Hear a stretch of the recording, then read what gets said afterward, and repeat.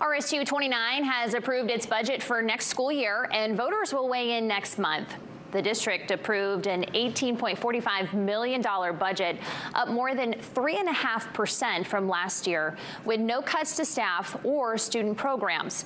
District leaders are also asking for local support for a nearly $1.95 million school renovation project. The state would cover 70% of the cost, while RSU 29 would pay the rest over the next 10 years. The project includes asbestos removal at Holton Elementary and Holton Middle and High School, along with insulation improvements at Southside School. RSU 29 will hold a budget information session on April 27th at 6 p.m. at Southside School, followed by a renovation fund hearing on May 4th at 6 p.m. at Holton Elementary School.